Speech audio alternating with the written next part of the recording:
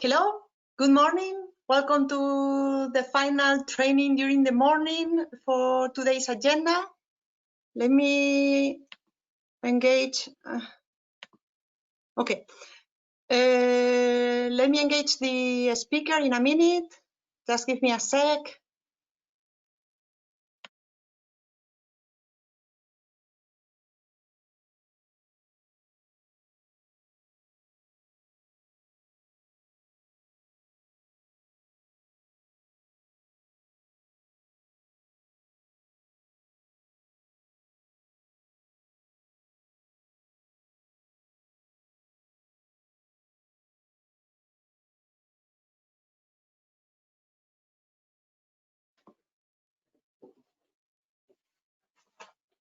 Okay, so sorry, we were slightly delayed because we were closing the previous training.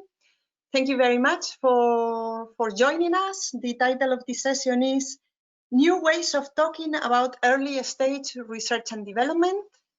So it's early stage research and development. We will focus into that and new ways of talking about them. We will try to show you some possibilities, to offer you some opportunities that you might find useful, because when talking about early stage research and development, sometimes it's very hard to transmit the concepts and the ideas and the dreams to the society, to other researchers in other areas, and so forth. So maybe these new alternatives help you in this.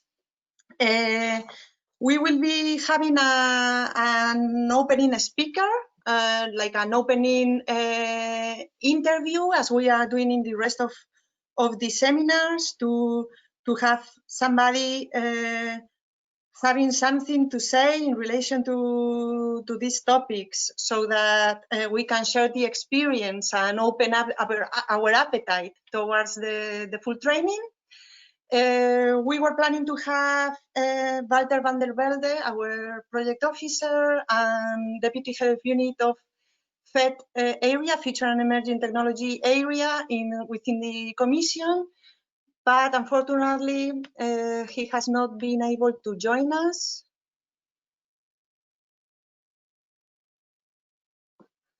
So we have a backup speaker for this interview, Carlos Rodriguez Gorlado. He is COO of Satoshi's Game, a company dealing with blockchain technology, let's say last generation, very disruptive blockchain technology. He will explain us in a minute. He was also he's also founder of Turing Labs, a company also devoted to this type of technology, and previously CEO of other startups in the area, in this technology, but more focused on digital market and expert services. He's a PhD in physics and was previously a researcher in several areas. Carlos, I will try to allow you talking. He's connecting through a cell phone. Hopefully we will not be able to see him, but we should be able to listen to him. Carlos, can you unmute? I'm trying to unmute you, but I cannot do it. Maybe you have to do it manually. Now, you are coming, I think. Can you hear us? No.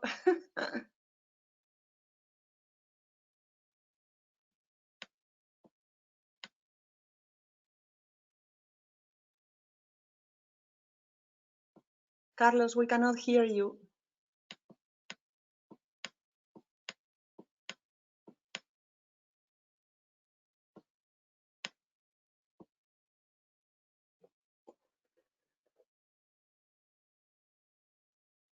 Let me see if you are letting me know what is going on.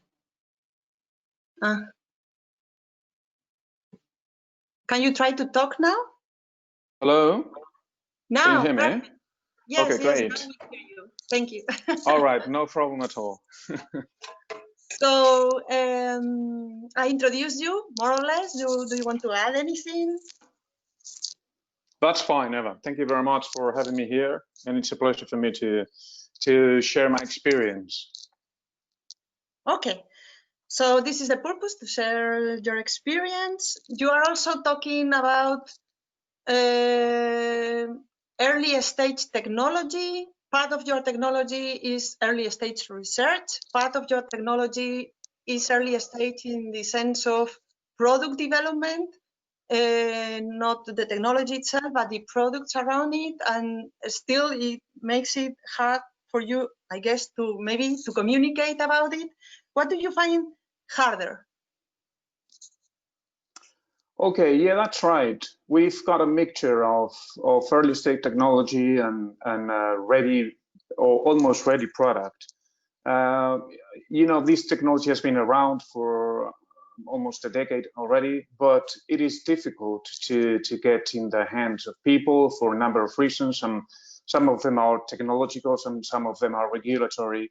And some of them is just to be able to change the habits of many people when using finance, when using access to services and other stuff. So what do we find harder? There are two things here. What is the message and to who it is devoted, or to who is conveyed that message. So both are interrelated. You normally have a broad idea of what you want to communicate at early stage, of course, but it's not that easy to find to whom you must communicate. So I think that's the key, to find at every single step of your journey the proper target audience for your messages. And this is something that if we're talking about future emerging technologies or early stage technologies, everyone would probably have felt. But you cannot start communicating your product when you are at very early stage. But at the same time, the journey is really long from the very beginning of your research, and at all the stages, at all the different stages, you need to communicate something different, probably. But you need to make your target audience aware of, for instance, your progress. You get to get financial support. You need to recruit terrific teams, in order to create a very good product, and in order to get a robust team and a reliable team at the eyes of your, for instance, your investors. You need to have feedback from your early users in order to drive really your product to fill the gaps of your user community, to fill the problems that other technologies have. So we have every time, at every stage of our development, we have had to communicate different messages and adapt those messages to those target audiences. We don't just communicate, the product. For instance, we make games, not games, but we make technology for games.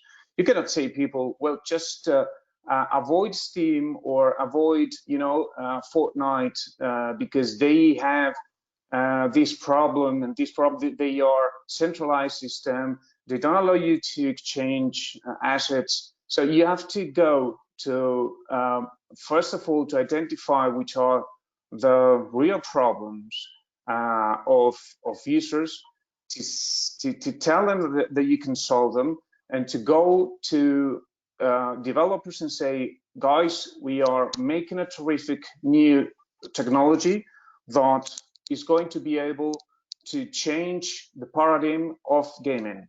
You have to go to investors and say, hey guys, we have a terrific team, and this proof of concept that will allow a new model in the way that gamers interact. So those messages you did when you post a job offer, for instance, every time you post a job offer at AngelList or another portal like that, you show yourself.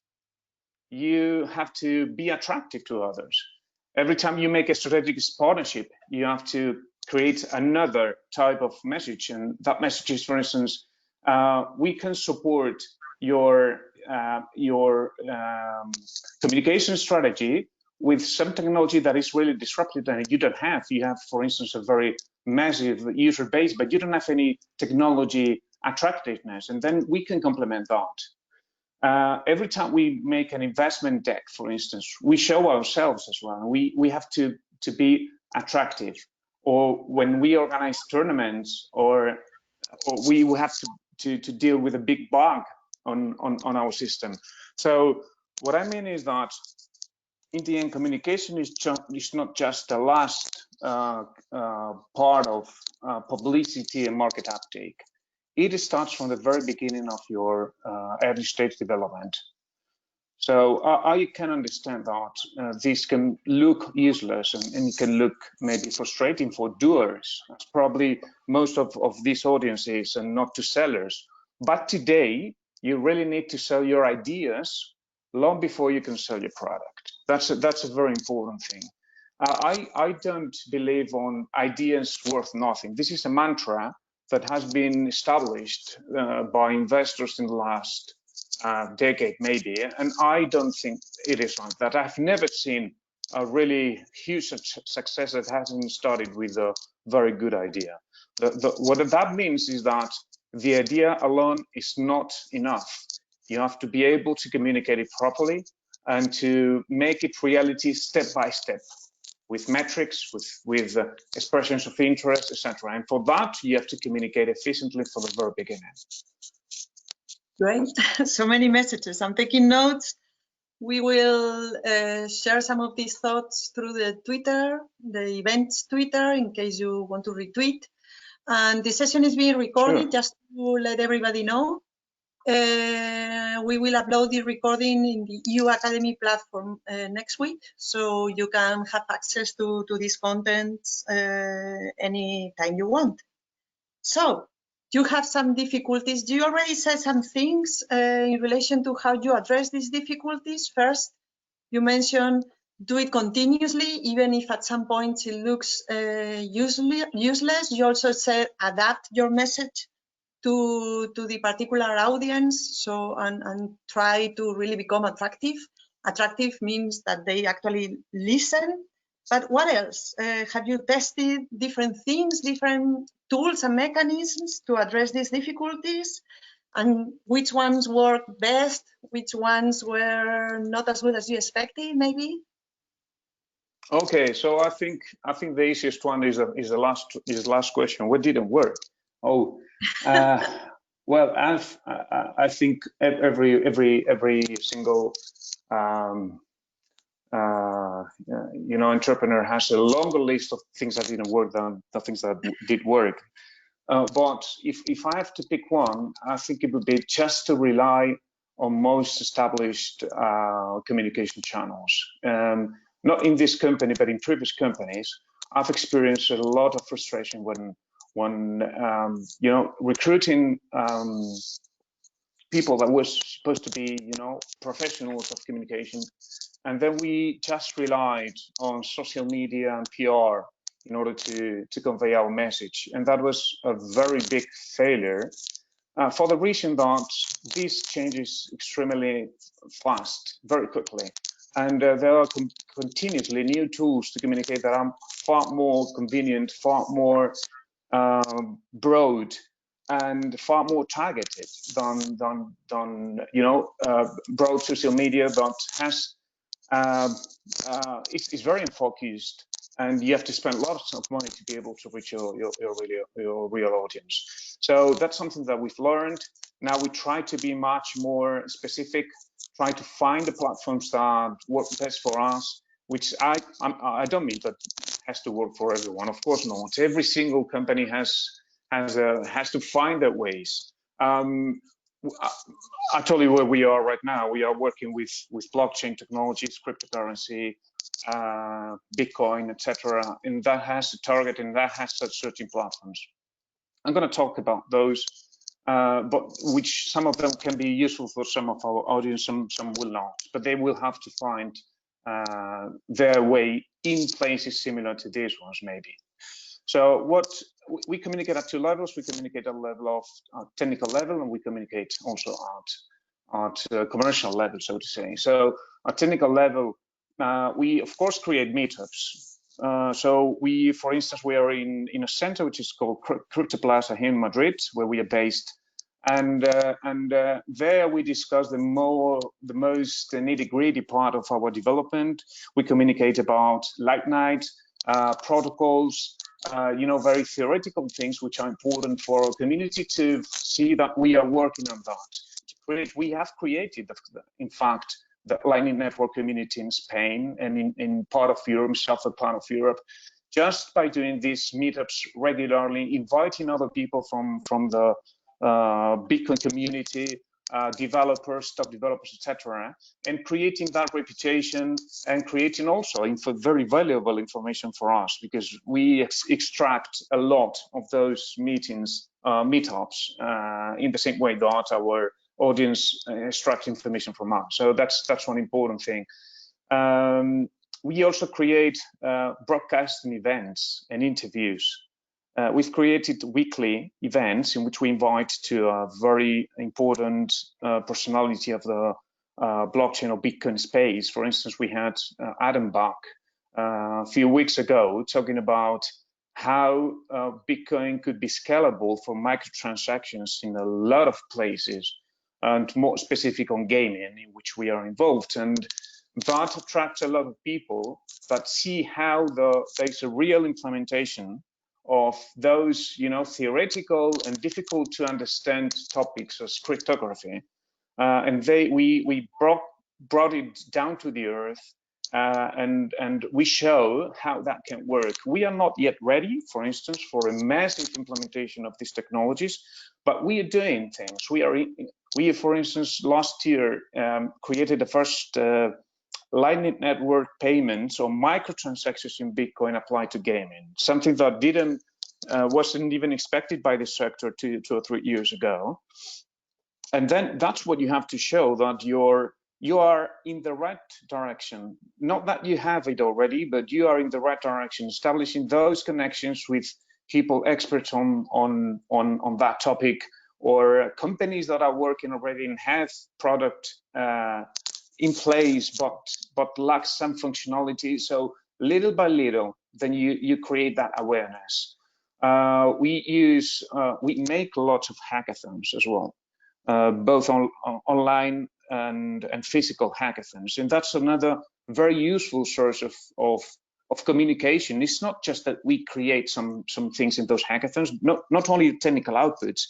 It's also that you make yourself visible to a great amount of community that is working. One thing today which is crucial for at least for software developers is the ability to make you attractive to a huge community that is very willing to work for free for you, in the sense that they can point out, they can work on some open source branches that you may have, that is very happy to participate in these hackathons with small bounties or rewards, but just for the pleasure of adding to your project if they really like it. So you have to make yourself attractive to those communities. So hackathons are also important for us. We use also for our community some new social networks, so to say, like Discord. Discord started with the gaming industry, but it has been spread to many other industries, and is used for us for our internal communications and also for the communications with our community. It's a very effective way of communicating with them that we've used instead of Telegram, for instance, or other more regular, more common technologies. So beta testing as well. There are lots of beta testing platforms in which you can upload your beta application and let other people to give you advice, to point out bugs, to suggest you new improvements, etc., etc. So there's a huge amount of tools today in order to communicate at this early stage. Great. We have said we will see some during the training. Some will be up for participants to test. Great, But sure. we have been talking about the communication efforts that you are doing. How do you see in general the communication done in the last few years in the new cryptography space where you are working, not just necessarily your efforts?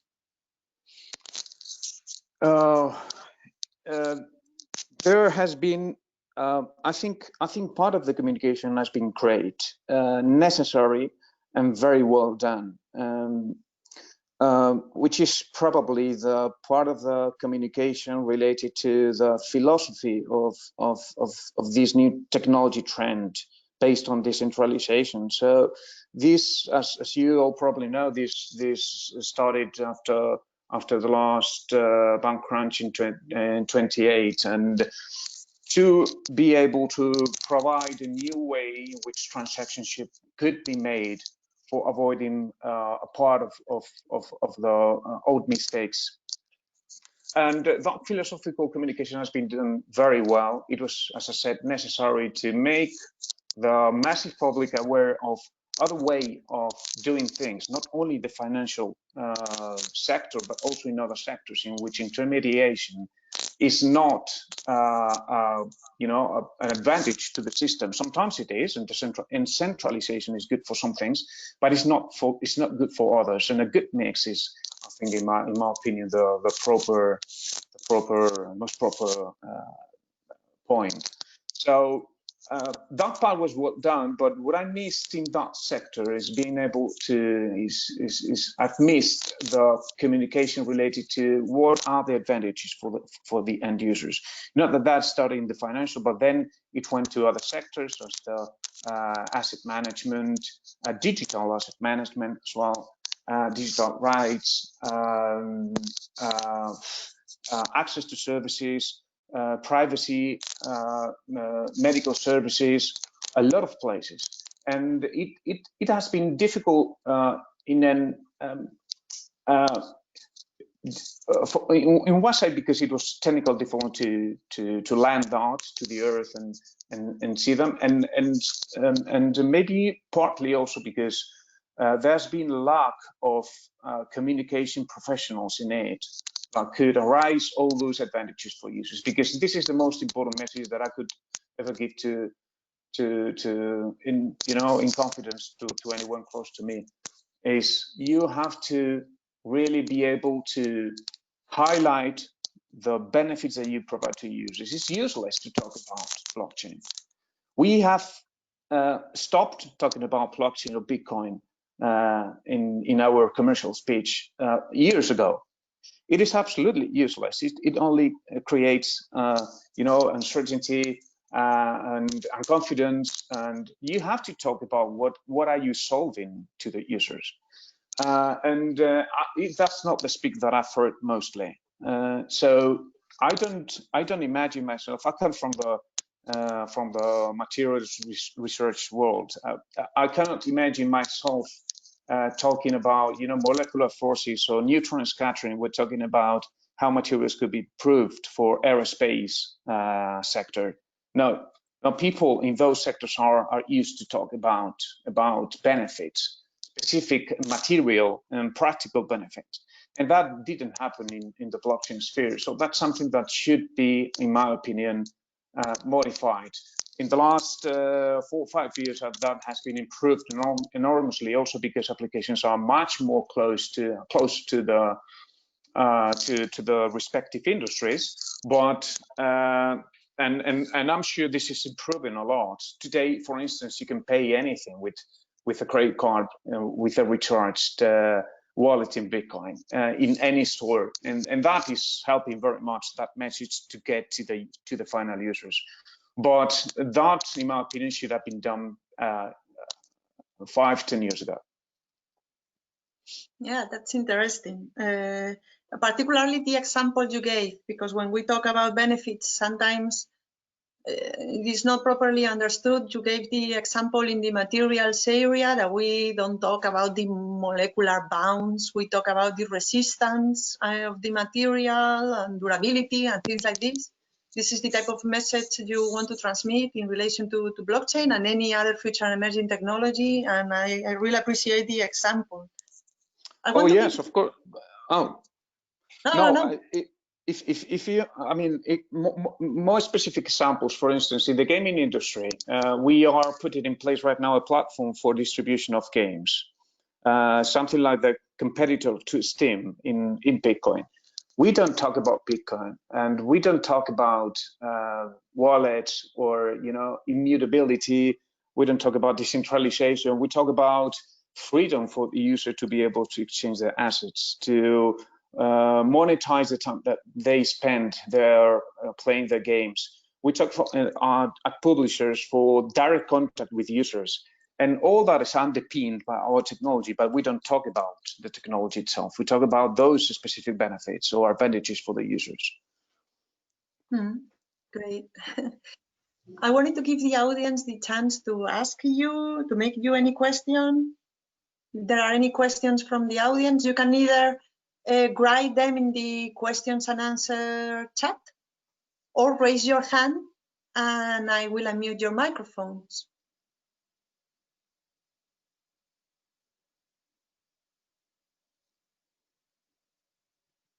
Okay, I mean, what would you really like to ask Carlos? What are you really wondering about before he leaves?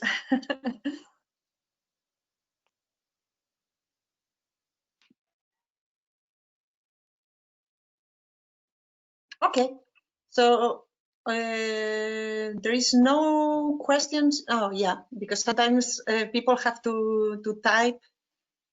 Thank you, somebody says, while you think about your questions and potentially type them. Carlos, any final recommendation, any final message that you want to transfer or to stress? Maybe you want to stress something from what you already said? I'm not a very fan of general recommendations because I've seen them fail systematically, and because I think that when they are well established and you hear to all experts and, you know, to all forum, then they're mostly obsolete. So I would say that you listen to expert recommendations, but with care, try to analyze your specific case, find your target audience for your specific case, use your intuition to find how you should, at this point in time, convey your message. Test your user base. So get in contact with your user base, show what you're doing, get feedback, implement it. But above all, I think I would say to stay updated of new tools and practices followed by others. There's a huge amount of young companies that are using this type of new platforms that if you are not in there, you don't know, you don't hear about that because you are focused on what you have to do on your research and you don't know about it. But try to explore those new platforms, and above all, also to communicate your user benefits. I think that will be my wrap up of my message. Thank you so much. I think you sent very useful insights and experiences. It was great. Thank you, Carlos. We will. It's my pleasure. Thank you very much. Some little thanking souvenir as we are doing for all the speakers and also to the participants in the Game Jam Around projects that we are running during the weekend. It is a 3D printing of the sound wave of PREFET, the future of technology. Oh, that's brilliant. Very original. And thank you very much. We keep in touch. We will jump now to the training. Thank you very much. Sure. Thanks. Okay, so I will start sharing my screen.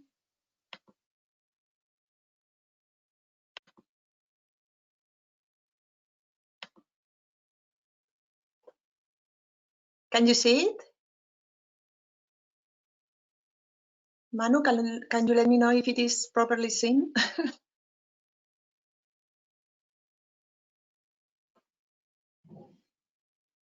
I guess so.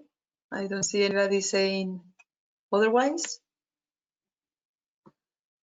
Okay, So here let me see in the chat. Yes, perfect. Thanks, Katerina. So today right now, we are talking about early stage research and development. Please make this webinar yours, is for you. We are just going to share some tools that we found and some experience that we learned. But through the chat, you can send any question or comment, so we make this most useful for everybody. And also, as I said, you can raise your hands and we can open up the microphones. Okay? So the idea is to try to help ourselves with two things that normally happen when we talk about early stage research and development, which are these two pictures. The first one is obvious. We try to speak and nobody seems to be listening, and most of the times it's because they don't understand. The second one is related to that, to the fact that they don't understand, and sometimes it's because our message is too complex. In fact, this picture is a joke. It comes with a text that says, "This is how I feel when your mother talks to me." But in fact, you could change your mother by anything. This is how I feel when my teacher talks to me, when the researcher talks to me, when the researcher from another area talks to me, when the citizen talks to me, when anybody talks to me. And this is something we can try to maybe not prevent, but minimize. So for that, I want to check the questions. Oh, Katarina, there is a chat apart from these questions and answer. Maybe, I don't know, maybe it's just for the organizers to send things, I'm not sure. But anyway, if anybody wants to speak, which is much better than typing, just raise your hands and I will open the microphones, okay? Okay, so the first thing I wanted to do, I will be showing examples that can allow us to discuss. So this is one of the first examples I wanted to show you. Let's see if it works. This should work. It's a video. For some reason, the link is not working, of course. Well, I will open it. Sorry about this. There was a link.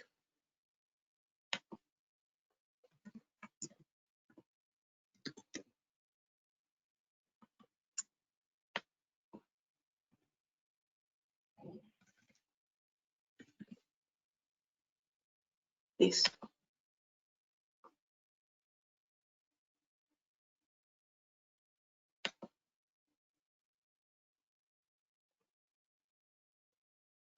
We will only listen to part of it and then we discuss. I have the pleasure to present you Dr. Martin Luther King, Jr.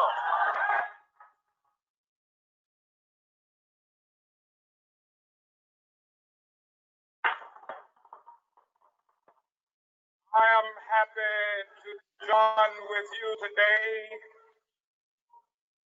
in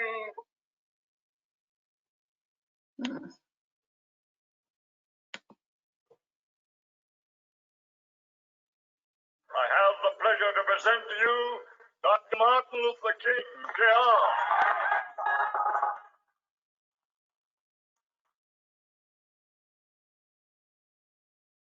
I am happy to join with you today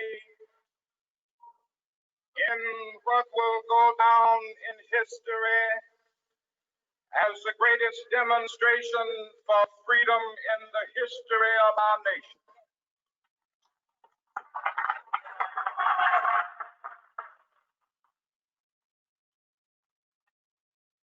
Five score years ago, a great American in whose symbolic shadow we stand today signed the Emancipation Proclamation. This momentous decree came as a great beacon light of hope to millions of Negro slaves. We now go to a different part. That one day, this nation will rise up, live out the true meaning of its creed. We wholly choose to be self-evident that all men are created equal.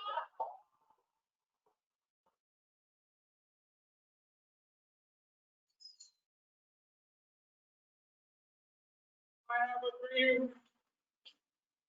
that one day all the red hills of Georgia, sons of former slaves and the sons of former slave owners, will they be able to sit down together at the table of brotherhood. I have a dream that one day, even state Mississippi, a state sweltering with the heat of injustice, sweltering with the heat of oppression, be transformed into an oasis of freedom and justice. I have a dream. So through the question and answer chat, if it is what we have, what comes to your minds in terms of communication from this Martin Luther King speech? Anything that catches your eye?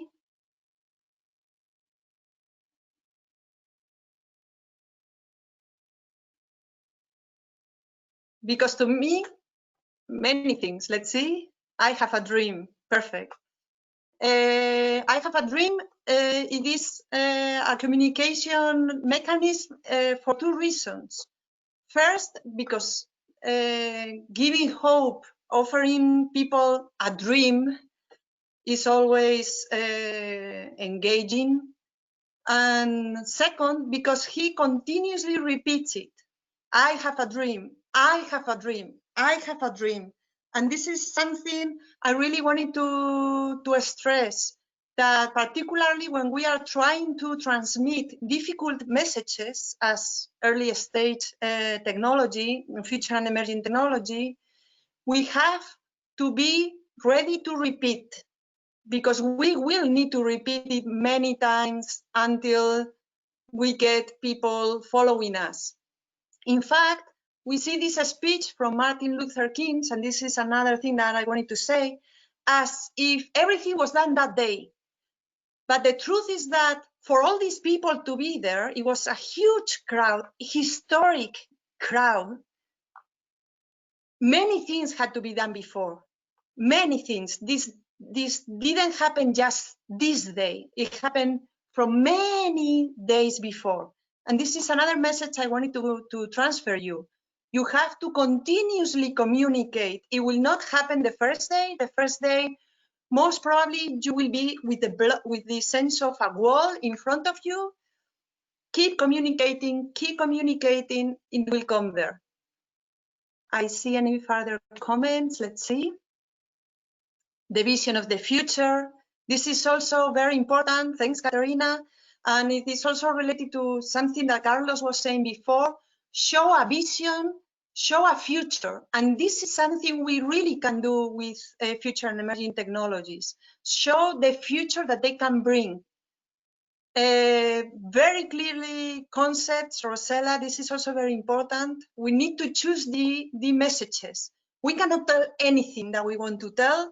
We cannot explain all the details, otherwise we will be becoming very complex. Choose the concept and transmit clear and concrete concepts, short and effective sentences. And this also brings me to another comment that I wanted to tell you.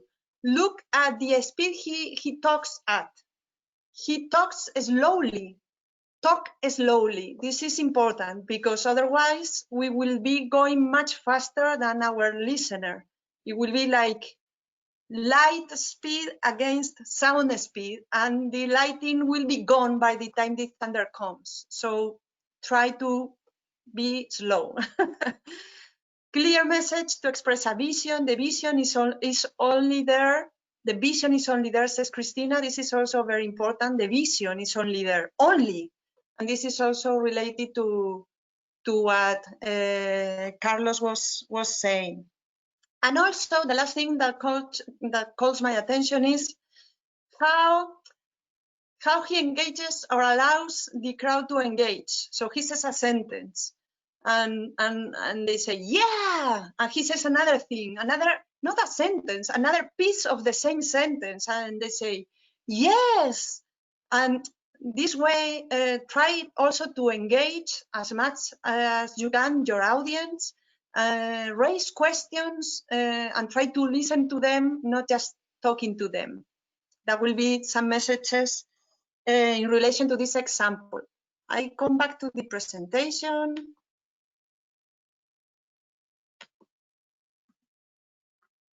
And also the last thing, he was aiming at changing the world, and future and emerging technologies can also change the world. And as researchers, normally you have a strong vocation for making the world better.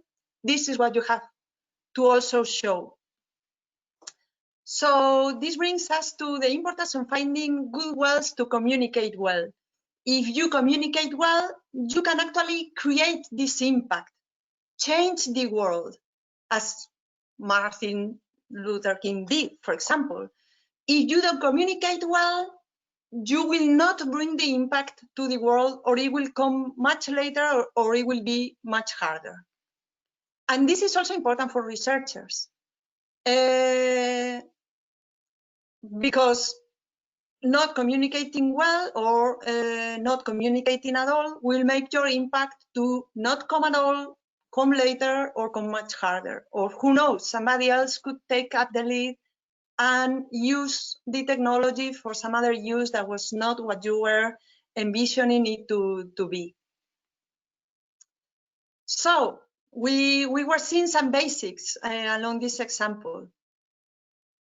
In communication, we are the speakers, but there are some listeners. We also have a media that we use for communication, and within this media, a particular channel. For example, media could be internet, but the particular channel would be YouTube, in the case of the example that we just saw. I like this picture because the speaker and the listener seem very much alike. And I like it because this is how we feel, or where we think we are many times as researchers, because we are used to talk to other researchers in our same area that look more or less alike ourselves. We have established media and channels as the high-impact journals and scientific articles, but we need to go beyond that.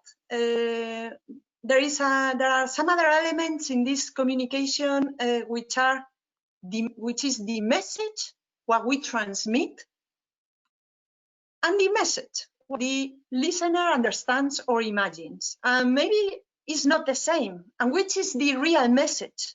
Because the real message in terms of communication is what the listener understands or imagines, not what you are saying. When you are talking to people similar to you, to researchers in your area, most probably what you say and what they understand or imagine is pretty much the same. But when you talk to a crowd from many different areas, researchers from many different sciences and technologies, and also humanities, and also the society and policymakers and investors, and who knows what, your message is understood and interpreted in so many ways. So in fact, there is not only just one message, there are many, many, many messages. And this is important because you cannot just say the same message to try to create the same ideas in the listener's understanding. You need to try to control this situation and to tailor, to adapt your messages to every different particular audience that you want to address. And this is something that Carlos also stressed. different messages to different audiences. So take time to think about these target audiences. Take time and define adaptive messages for them. What would you think? And in relation to this, I wanted to do a test, okay? I have some questions and I will send them to you to see what do you think, okay? Give me a minute.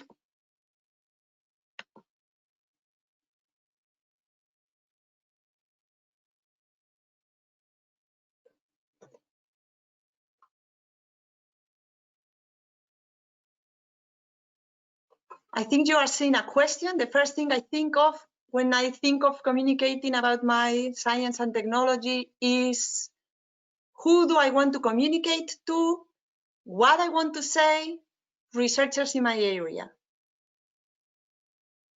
Most of you think mainly about who do you want to communicate to, which is great. It's really, really great. Some of you think mostly the first thing that you think is, what do you want to say? Okay, let's see the next one.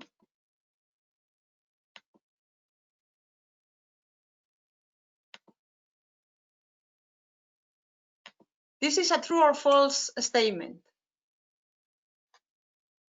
Apart from other researchers in my area, I normally find it hard to think of other audiences.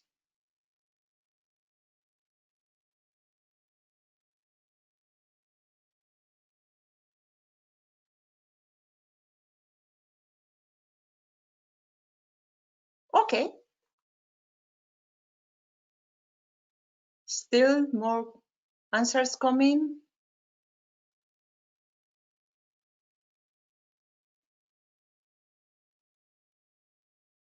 Okay, more or less we have a 50-50. 43% say true, 57% say false. It is interesting, very good.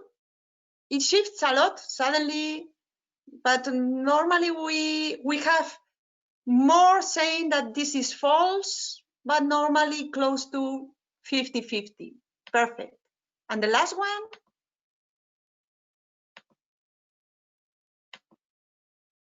It is also a false or true statement.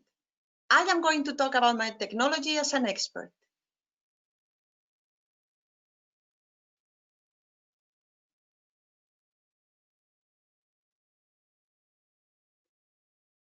%80 true, more or less.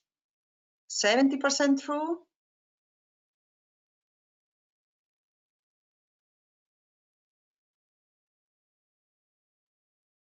Between 70 and 80% true all the time. Between 20 and 30% false all the time. Okay, perfect. This is very interesting. Thank you very much. I'm very happy to see that the first thing that you think is who are you going to talk to? Because this is important. You have to think of the who are you going to talk to actually draft the message, to think of the what, because you need to adapt. Of course, more or less you can also think of the what. Somehow you have some intuition and an important background that you want to put on the table. But to really answer to the question what, you really need to answer first to the question who, because you need to adapt the message to really personalize it to the target audience. And this is not always easy. Try to be creative. Try to really go beyond the obvious. I mean, technology, normally you find an obvious audience, researchers in your area. You might find it easier to detect, to understand, to identify researches from other areas that you should always also be addressing. That's normally easier, at least some of them, and they, as you talk to them, they will bring some others, and you will start a chain that is somehow self-grown. It's not just you feeding that chain, which would be really, really good. But you have to think beyond that. There are some end users that you could be talking, and there, again, you will find some end users easier to identify. Like, I don't know, if you might have an application in the health area, you could, of course, talk to doctors, but not only to doctors. Try to understand that sector to see who else is there. For example, in the terms of health, it's not only about doctors, but maybe also about nurses or other health professionals. For sure, the patients, but maybe also their families, and the system, the health system itself. So if you understand the landscape in which you are communicating, the different pieces of that landscape, you will see who else is there and who else you should be talking to. And then be creative, be risky, risk yourself to talk to somebody that in principle doesn't sound as a target audience, and who knows what will happen. At the least, I mean, at the most, you get no answer. At the least, they say, I'm not the proper person, but you could try this. And at the best, you find something which is unique and is great, and some opportunity that at first didn't seem possible.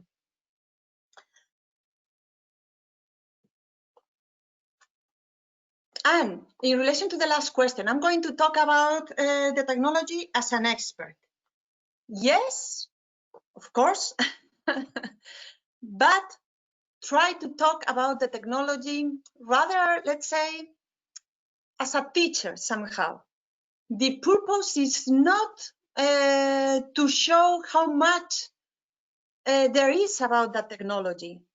The purpose is for you to explain something the other can understand and can do something about it.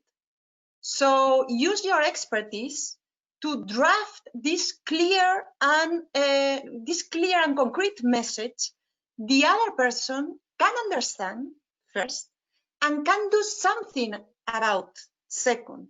Two things, okay? So use your expertise for that, rather than to try to make the other another expert in the technology, or to try to understand the technology itself. Is how to use it, what to do about it, what to bring to it, how to follow, okay? And for that, one potentially useful tool would be storytelling.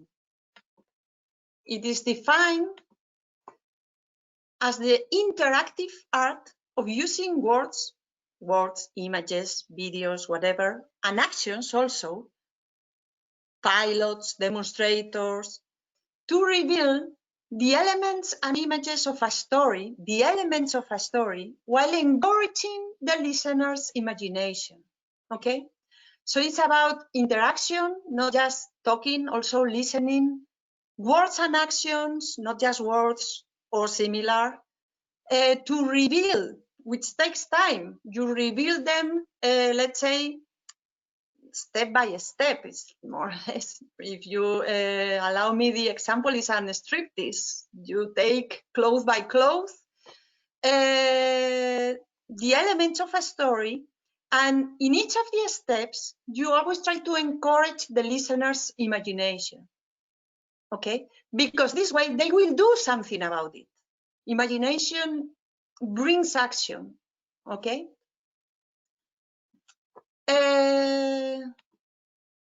So there are many storytelling techniques. It is not the purpose of this training to go in all this. And most probably some of them will apply to early stage research. Some of them maybe could be hard to really implement, because, for example, storytelling, one of the many techniques in storytelling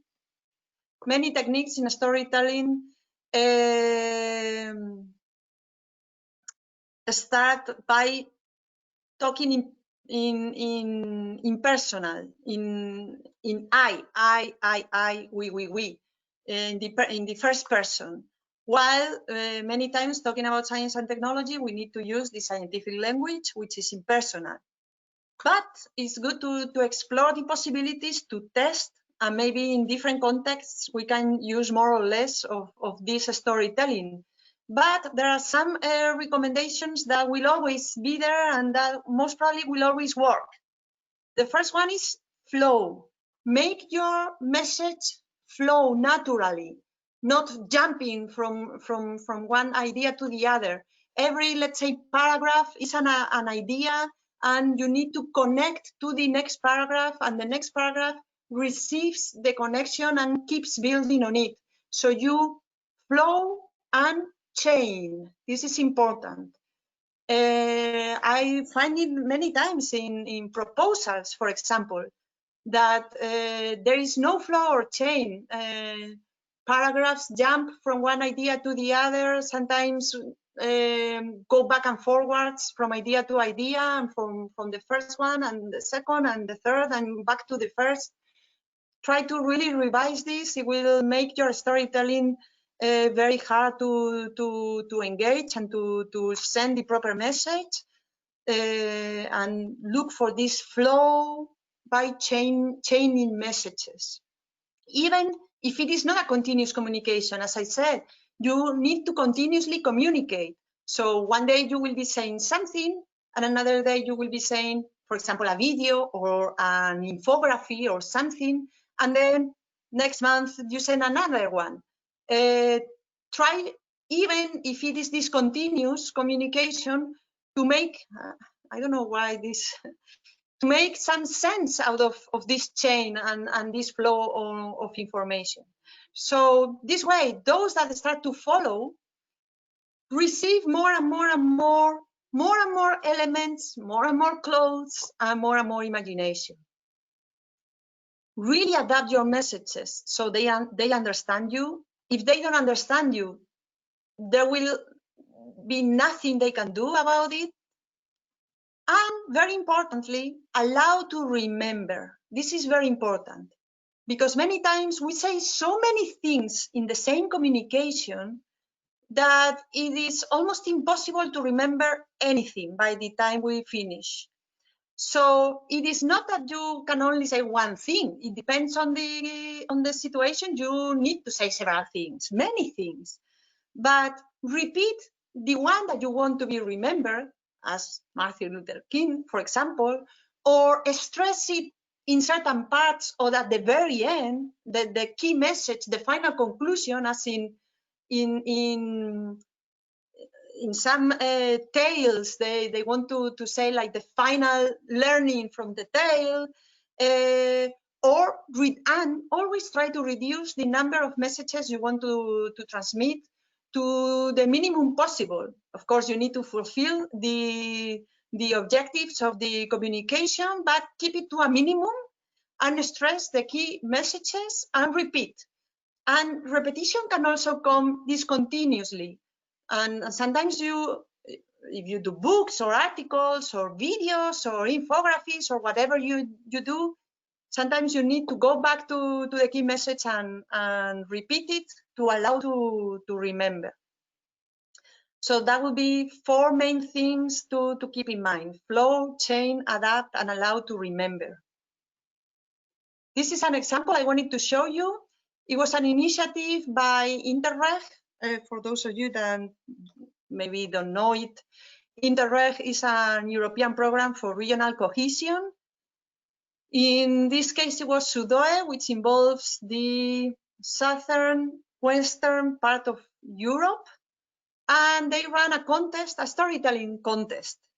I didn't take part. It's just something I saw, and I thought it was a cool initiative and very interesting. I was looking at the participants and the winners, And I wanted to show you this one because I really think that took all these considerations into account. It is in Spanish because it's how they presented it, and I didn't want to change the original, but I will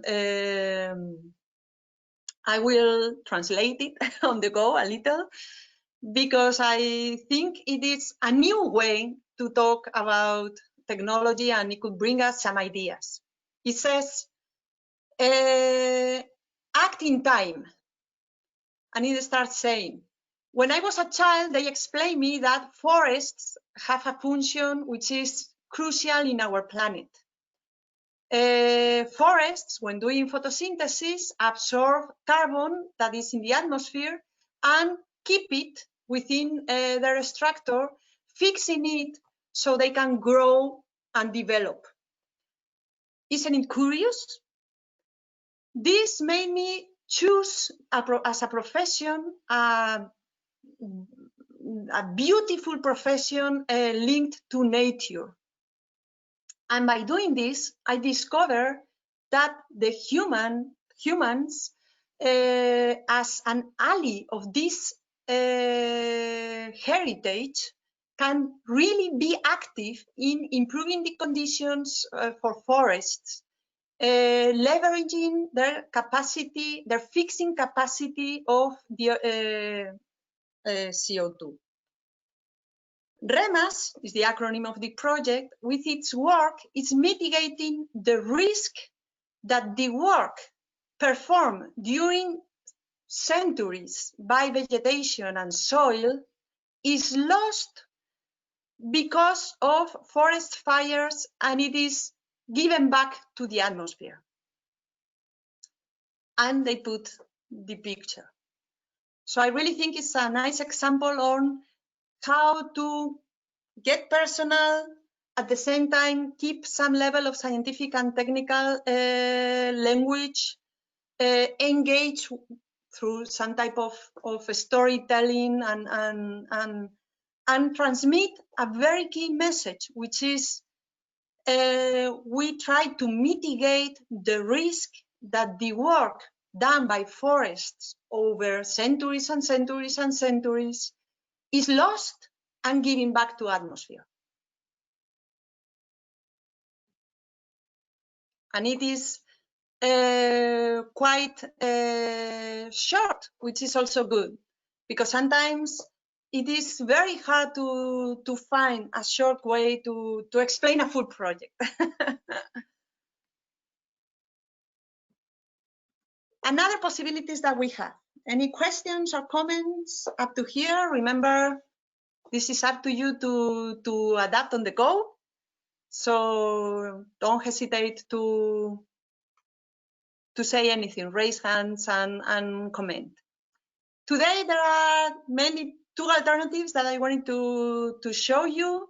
One is TED Talks. They are not so new, but not so much used in science communication, maybe more on technology for sure. And I think they could be useful. Twitch is more new. I wanted to show you in case you want to explore this new possibility. You always need to explore. And then we will comment on briefly on others, just to make sure that we don't lose anything today. So for the TED Talk, I'm going to show you an example, okay? And then we can comment. This time the link is going to work. We won't see the full thing either, just part of it. This is the commercial. Give me a sec. I cannot skip it yet. With just a few clicks, you can open an unlimited demo.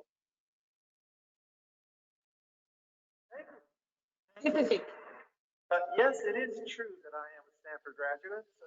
Don't hold that against me, okay? My son goes to Cal, so I have some link to Cal. It is really an honor to speak at any TEDx, but to open one up is really, really special. So last night I told my wife, of all places, in your wildest dreams, did you ever think that I would open up TEDx Berkeley? And she said, honey, you're not in my wildest dreams. So, welcome to my life. Welcome to my life. The theme of thinking and defining and creating is all about innovation. So my talk is about the art of innovation. I use a top 10 format. That's because I've seen so many high-tech speakers. And I'll tell you, most high-tech speakers suck. So I figured out very early in my career to use the top 10 format. At least the audience can track progress to your speech. So if they think you suck, they know about how much longer you'll suck. So I have 10 key points for you. So I worked at Apple. I've been a venture capitalist, an entrepreneur, an advisor to Google. I've done a lot of things, and I've learned a lot about innovation, which I would like to pass on to you now so that you may go and change the world. Okay? This is my top 10 of the art of innovation. It starts with the desire to make meaning as opposed to make money. Making meaning means that you change the world. And I think you'll notice that if you happen to change the world, you will also probably make money. But if you start off with the sole desire to make money, you probably won't make money, you won't make meaning, you won't change the world, and you will probably fail. So my first thought for you is determine how you can make meaning. How can you change the world? Here are some examples. With Apple, Apple wanted to democratize computing. They wanted to bring computing power to everyone. That's the meaning they made. With Google, they wanted to democratize information, making information available to everyone. With eBay, they wanted to democratize commerce so that anyone with a website could stand toe-to-toe with any other large retailer. Examples of companies making meaning, and YouTube finally wanted to enable people to create video, to upload video, to share video. So this is an example of the company and the kind of meaning they made. And as you know, they all made this kind of meaning, and they've been highly, highly successful. So what I noticed in my career is that if you truly want to make meaning, it's the first step towards innovation. Second step is to make a mantra, a 2 or 3, maybe 4-word explanation of why your meaning should exist. This is an anti-example. This is the mission statement of Wendy's. The mission of Wendy's is to deliver superior quality products and services for our customers and communities through leadership, innovation, and partnerships. I have been through Wendy's many times in my life. I've eaten Wendy's, I've driven through Wendy's, and in every occasion, it has never occurred to me that, Guy, what you are participating in is leadership, innovation, and partnerships. Excuse me, but I thought I was just getting French fries, Coke, a hamburger. This is the problem with mission statements. Don't make a mission statement. Make mantra. Wendy's mantra should be healthy, fast food. 3 words that determine what Wendy's is trying to do. Somewhat oxymoronic, but healthy, fast food. Nike has a great slogan, just do it. That's a slogan. A mantra explains why you should exist. And the Nike mantra is authentic, athletic performance. And finally, there's FedEx. When you absolutely, positively want something somewhere, what does FedEx stand for? It stands for peace of mind. My second recommendation to you is that when you decide on the kind of meaning you make, try to find 2 or 3 words to describe why that meaning should exist. Not a 50-word mission statement, 2 or 3 word mantra. The third thing is that our perspective. The perspective is to jump curve. Not to stay on the same stupid curve that you're on. Not to try to do things 10% better. When we were creating the Macintosh, we were not trying to make a slightly better Apple II or a slightly better MS-DOS machine. We were trying to jump to the next curve of personal computing. The greatest example of this occurred in the ice business. Ice 1.0. In the late 1800s, early 1900s, there was an ice harvesting business in the United States. This meant that Bubba and Junior, during winter, would go to a frozen lake or a pond, cut blocks of ice. 9 million pounds of ice were harvested in 1900. Their idea of innovation was bigger horses, more horses, bigger sleigh, sharper saw. But it was fundamentally wait for winter, live in a cold city, cut blocks of ice. 30 years later, we have Ice 2.0. Now we have the ice factory. Major technological breakthrough. It did not have to be winter. It did not have to be a cold city. You froze water centrally and delivered it via the ice man in the ice truck. Imagine the breakthrough this was. No more limitations by climate, no more limitations by season. You could have an ice factory. 30 years go by, we have ice 3.0, refrigerator curve. Now it's not a matter of can you freeze water centrally, can you put it in a truck, can you deliver the ice to people. Now everybody could have their own personal ice factory, a PC, if you will, a personal chiller. A very interesting story about all of these curves is that none of the organizations that were ice harvesters became ice factories, and ice factories did not become refrigerator companies, because most companies define themselves in terms of what they do, not the benefits they provide. If you define yourself as we cut blocks of ice out of lakes, you remain an ice harvester. If you define yourself as we freeze water centrally, you remain an ice factory. If you define yourself as we make a mechanical gadget called a refrigerator, then you stay on the refrigerator curve. Great. This is what I wanted you to see. Any comments, thoughts about this example?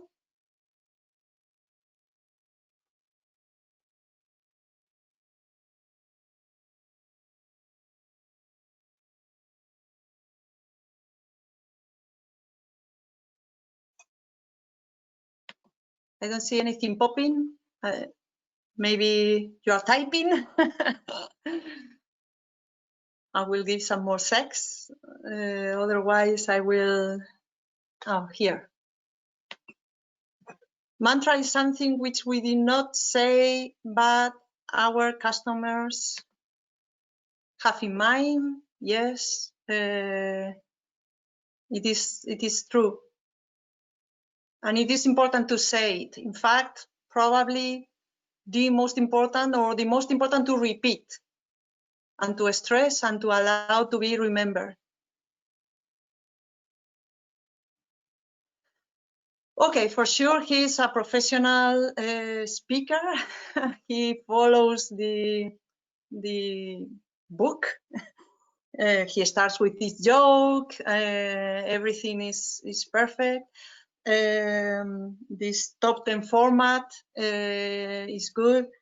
And I really like this speech. The only thing I wanted to stress is that he didn't came up with this speech at first. Okay, nobody comes with the best communication at first. He had to try many times, refine it, make it better and better as he was repeating it. And I've seen him in other sources giving similar speeches, even in books. Okay, so don't. I mean, we need to relax, because sometimes there is so much pressure. Communicate well, and apart do great science and do all this stuff. I don't think we have to let's say stress, just to keep conscious of the things that work and that don't work, and when we really achieve what we were trying to do, and when we needed to improve and learn and do better next time. And with time, we will get to the best communication. The only thing that would be important is not to do, let's say, crucial errors.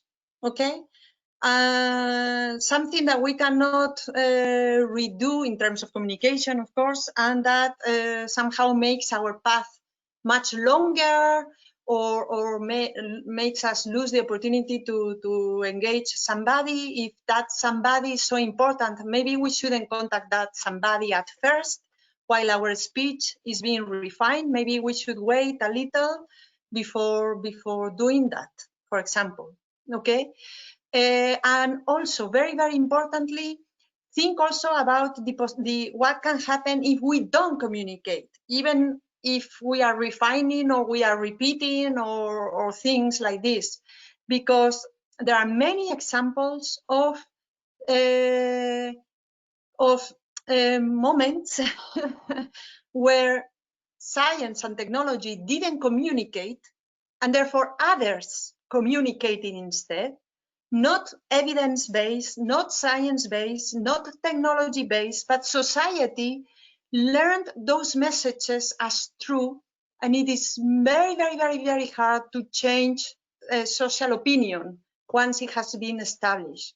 So if we don't communicate, others will or might do, and it's not only that then when we approach to communicate, we might be understood or not. Maybe the problem is that the listeners already have a message in their head, and it is very, very hard to change that message.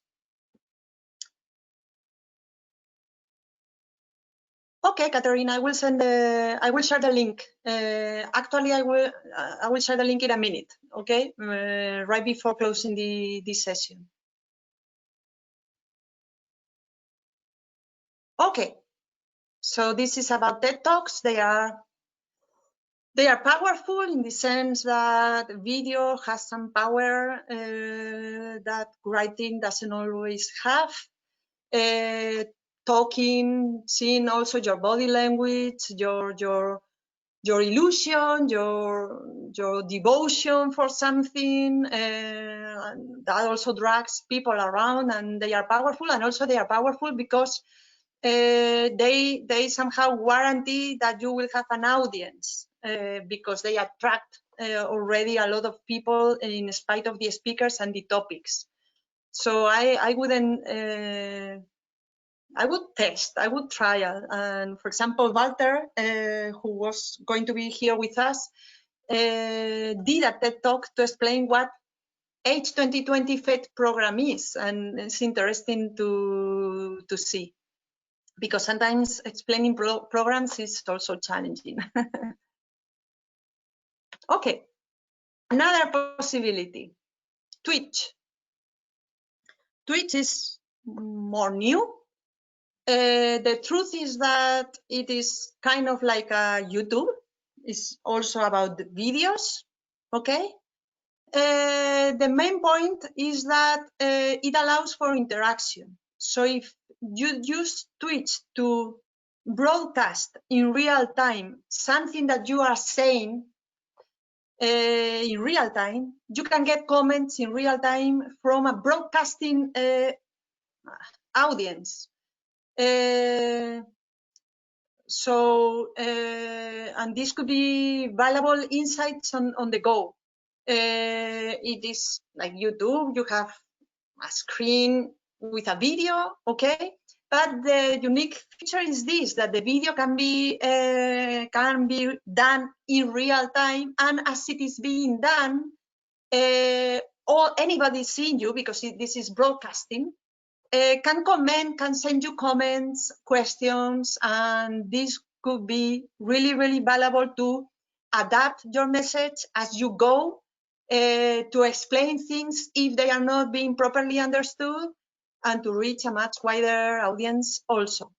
And once this live video is closed, it remains as a recording in Twitch as if it were normal YouTube. Okay. I'm going to show you very briefly an example, because in this case the contents are not relevant to the webinar. I just want you to see the tool and explain you how it was done a little bit later. It is from Carlos' company. He gave me the link. Actually, he mentioned this interview.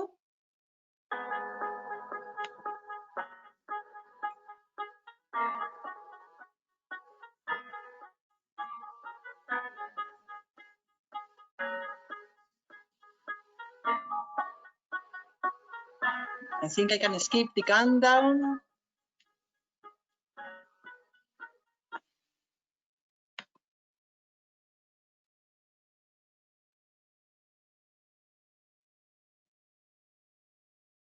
In some countries where the governments and the establishment didn't like encryption. So you know, the internet changes the balance of power a bit, so the individuals have more control, and the introduction of encryption like PGP allowed people to communicate in a way that was private, and the governments really had no. Okay, so I will be commenting things. Okay, this was being for this they were using a tool which is a StreamYard. Okay, this is the tool that you use to organize your video. In a StreamYard, they could be recording themselves as they were talking. They were having this interview. They could also type things. For example, if Adam Back was saying something that they found very, very relevant, they could highlight this message by written in the lower part of the screen. For that, you need to use a special tool, okay, for doing this in real time, because the funny thing is to do it in real time.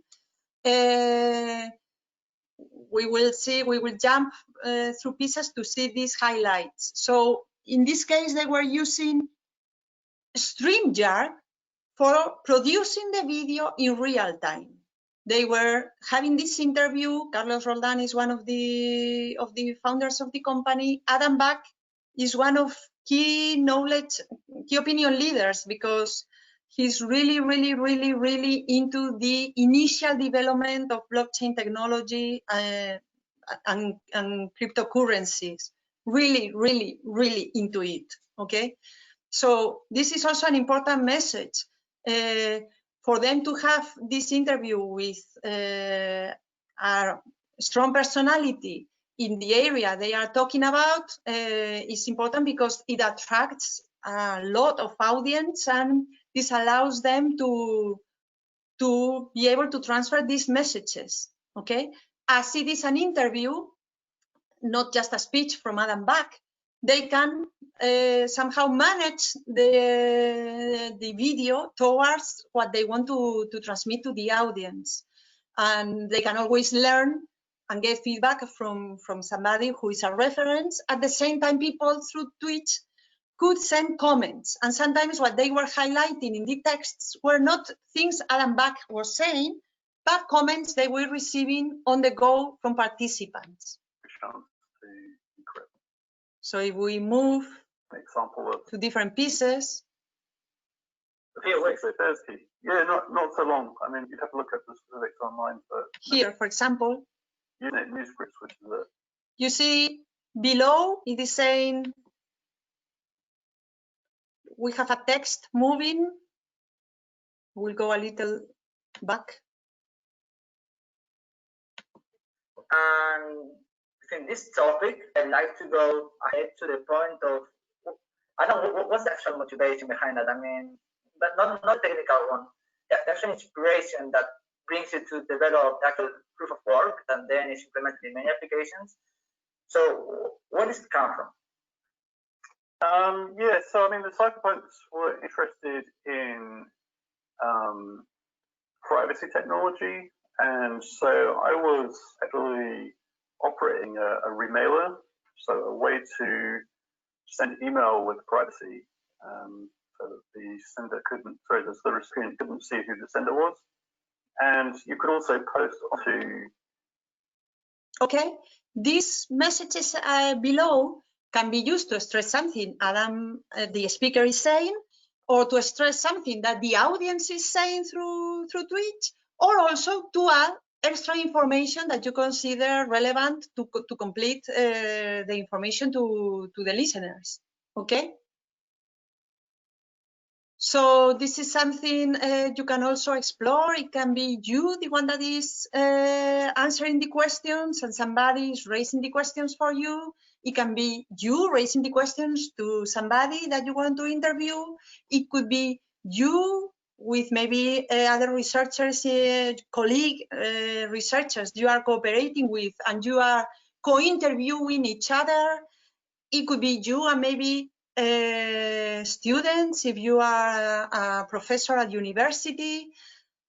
You could do many things. It could be you and end users on the video using, for example, StreamYard It's just a platform to show this video, and the other audience outside, beyond, broadcasted through internet, could also engage and participate, and it could offer you some possibility to, it's like fast speed learning process somehow, because you can test your messages with different target audiences at the same time and receive real-time feedback.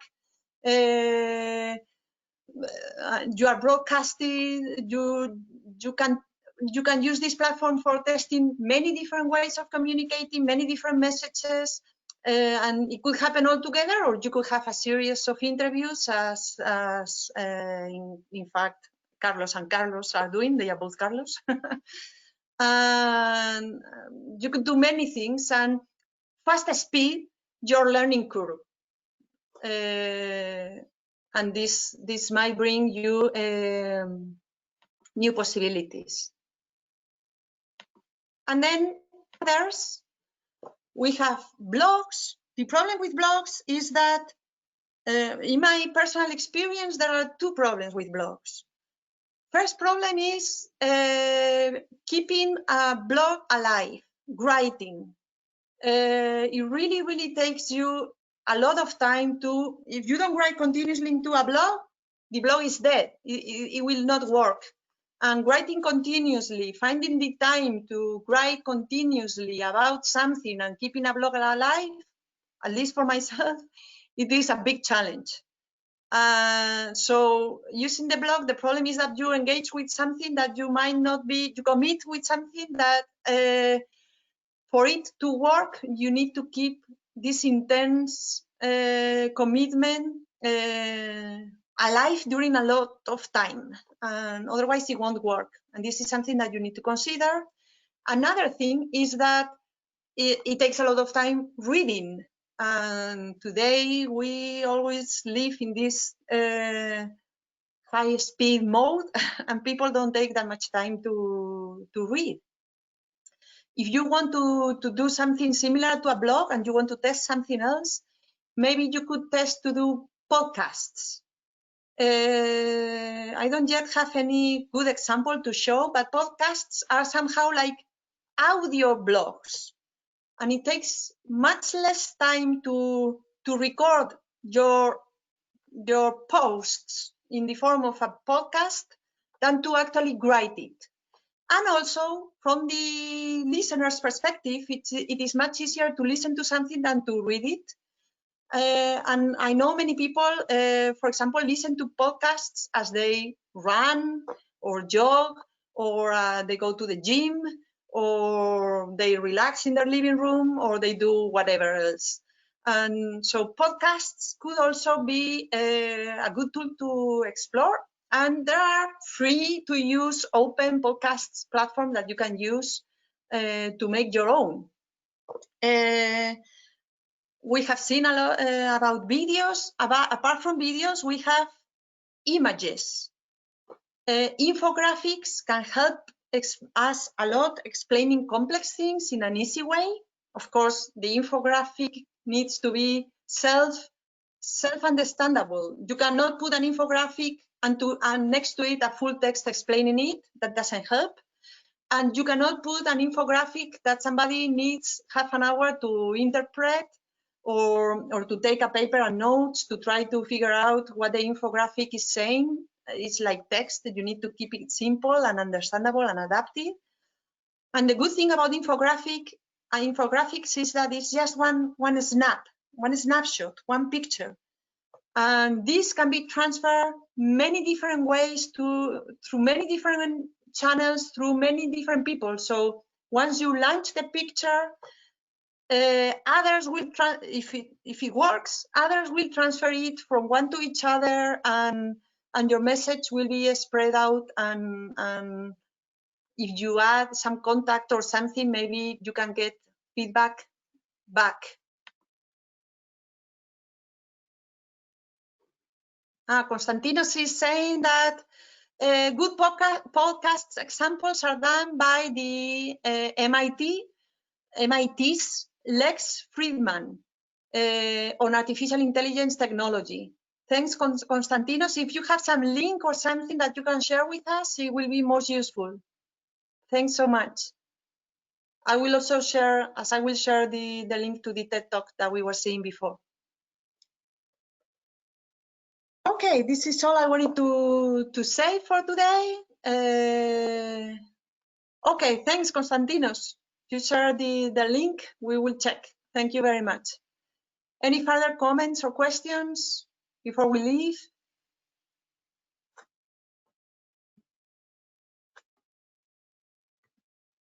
Well, again, thank you very much for everybody's attention.